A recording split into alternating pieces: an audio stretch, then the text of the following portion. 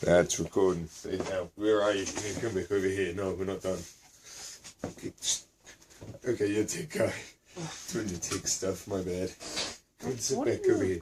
No, it's a HeadCasey. Yeah. Hey everybody, welcome to HeadCasey. And we've all got some burning questions as the audience on the future, I know. Like, what happened to the audio, man?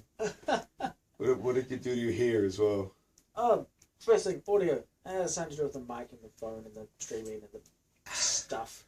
If any of you caught the live stream earlier tonight, or even worse, yesterday, oh my god, I'm so sorry. There's been something crazy with the audio. What was it? Yeah, something to do with software, basically. So, we're working on it. Tech stuff. Yeah. What else? What did you do to your hair, mate? I got it coloured. Apparently it's supposed to be rainbow, but in some lights it just makes it look blonde all over the place. There's some colour there, there's some red up the front. Get closer to the camera. Go and show them. The camera's in the top left of the screen. There we go. Look at this hair, you guys. Yeah. Yeah, cool. It was a good one, mate. Appreciate that. So, what's new with me? Not much. No, but wow. So, the audio was really bad. But you reckon when, what, a week and a half, 2 weeks, 5 weeks from now, 34 weeks from now, we're going to get that new microphone and sort out 34 weeks from now we'll have a... That's right, set a pin in the deadline. I'm really good at that. And if you watch my HeadCasey videos diligently, you'll notice I'm really good. So, set a pin.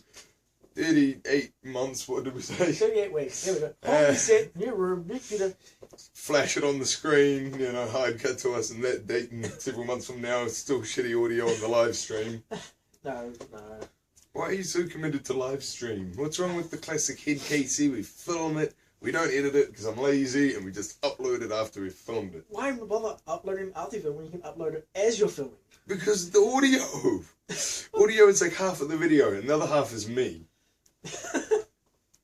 I mean, what? Sorry. Go on. No, it's... I don't know. Sorry, it's HeadCasey. Vanity is fun. That's not my catchphrase yet.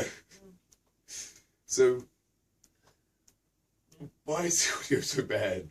I seriously don't know. Oh, okay. I'm working on it. It's better than last time. Okay, yeah, fair point. We increased severely from last time. We went from, like, basically no audio to I suppose no audio. audible. Inaudible to audible. At least we have audio. I'm just twitching at the memory of the scratchy sounds. And oh my goodness. We can always go back over and post record. Post record, you reckon? It's not that hard. What do you mean, like ADR, like record us doing over the audio? Yeah. No, what? No. You're a madman. You are a madman. What does your watch say? Did your watch tell you that was a bad idea? Nope. Say something about power. What does it say about power? Let's see. There's a power-intensive app running. Apparently YouTube's running on my phone. Oh, nifty. Is it picking up on this? Can you do that? And then we can press, like, record and stop recording with your watch, and that way we don't start the video with, like, my skirt. Oh, my one, quite good. Yeah, you know my phone's mic is like. Yeah, okay, fair enough. I'm gonna have some water. Alright. Do some banter. HeadCasey, cue me up for a story. I don't know any of your stories. The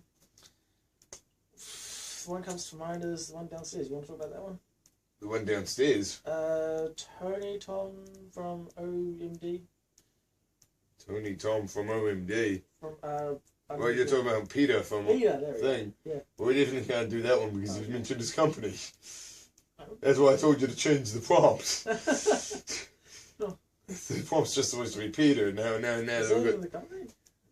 The company's OMD. I've been saying OPD. You've seen the company now. OGD? Yeah, something like that. I don't know. Well, Nino, we're going to have to move on now and then save this for another time and hope people don't connect any dots. What? Your arcade one. Middle Slug. Oh, yeah, that was a good one. That was a good one. Alright. And I can cue into a bunch of other stories from there because we used to have a caravan at Orrery Point Holiday Park back when I was growing up for a few years in my young teens. Yeah. And at the campsite they had an arcade, and in the arcade was the Metal Slug machine. Metal Slug's a game. We'll probably play it on something at some point. I've got a Max Apps coming up with Metal Slug Defense. So there we go. Plugged. So Metal Slug is a game where there's little soldiers, they run to shoot. Great arcade style game. You've played it? What's your rating on a Metal Slug game? I played PlayStation 2 demo. And how was it? Pretty good. I mean, not much of it, but pretty good. Pretty good. Anyway, so it was a pretty good machine, but somebody at some point got, I don't know, somehow upset or something, and they kicked in the back of the Metal Slug machine, and so you could like get inside the back of the machinery, and there was the 50-cent coin slot, but at the time there wasn't 50-cent pieces, so you had to put in like 3 20s or something. I forget, it was fucked up. No, there was 50-cent pieces back in the day. No, there was 20s. No, there was 50-cent pieces back in the day. Yeah, there's probably always 50-cent pieces. Anyway, whatever.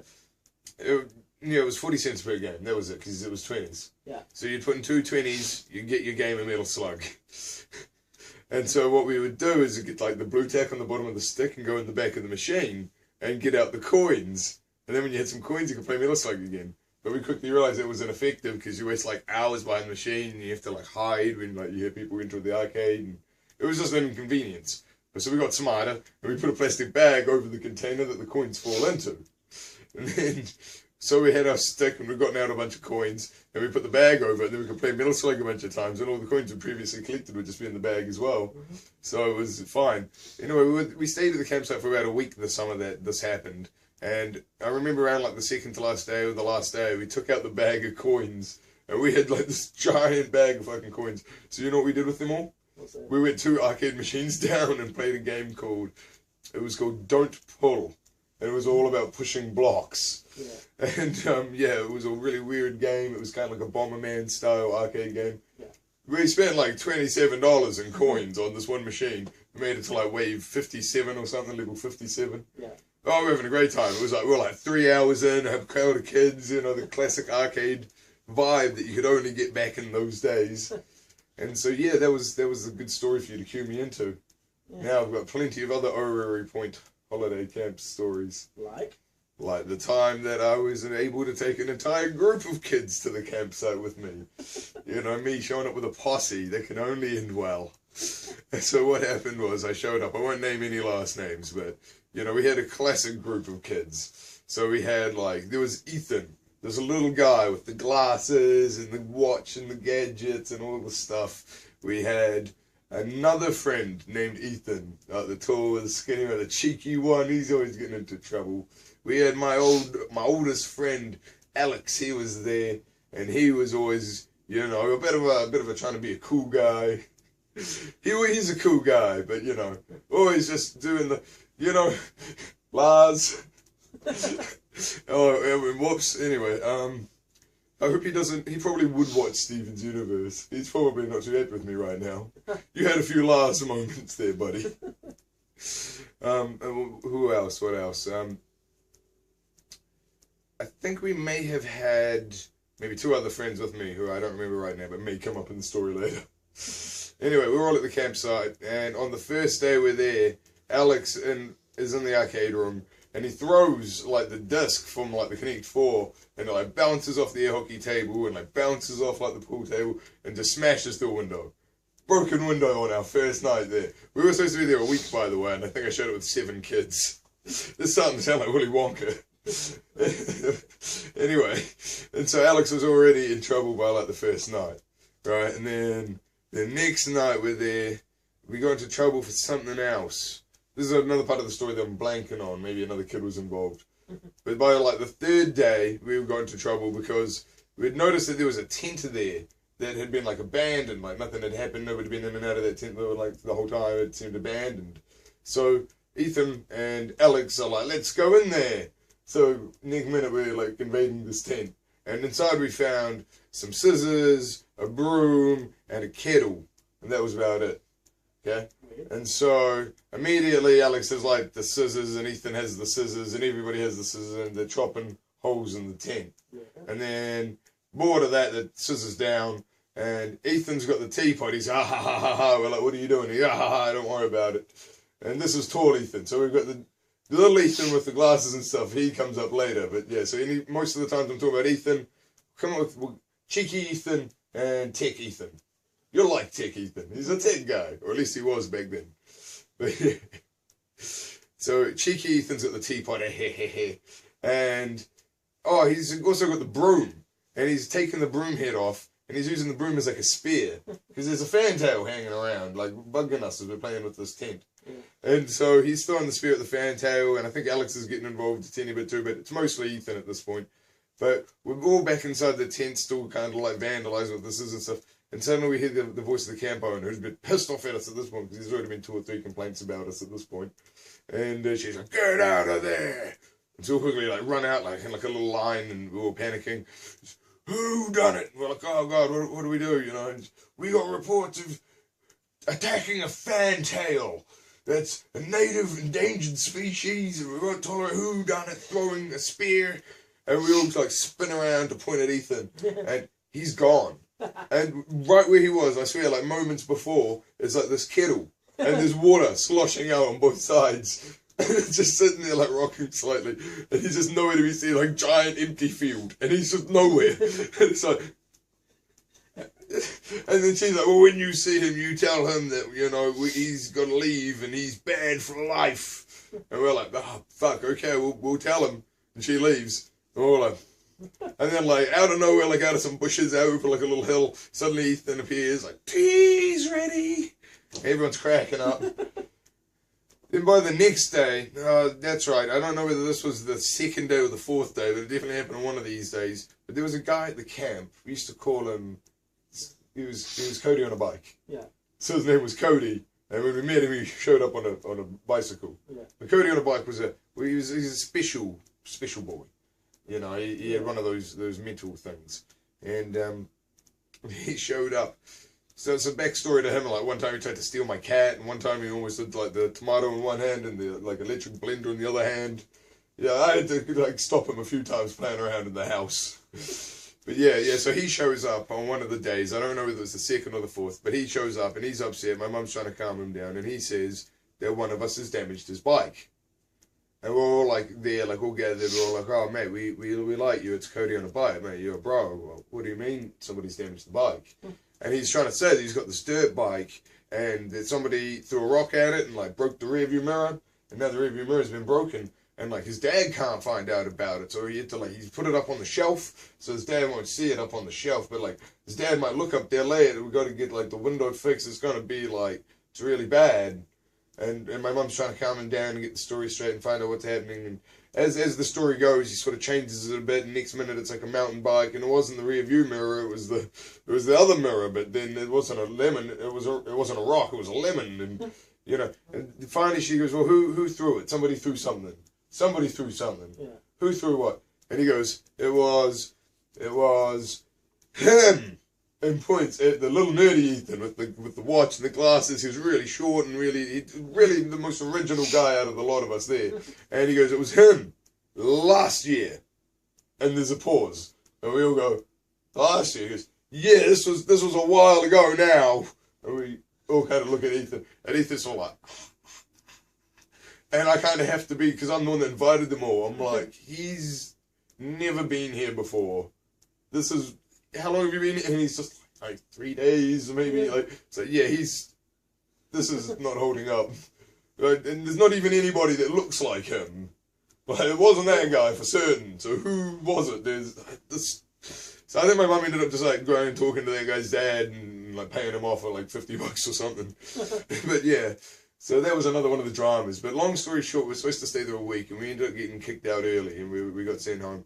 But the thing is, I'd been a bit ill later in the week. That's right, I missed like one of the last things that got us in trouble, because I was in bed ill an entire day. And the guys went off to the shop and bought me some candy and sweets and fizzy and stuff. You know, I appreciated that. It was really cool. They wrote in this book, and I've still got the note written at home somewhere. It's this really nice note from Alex and Jaden.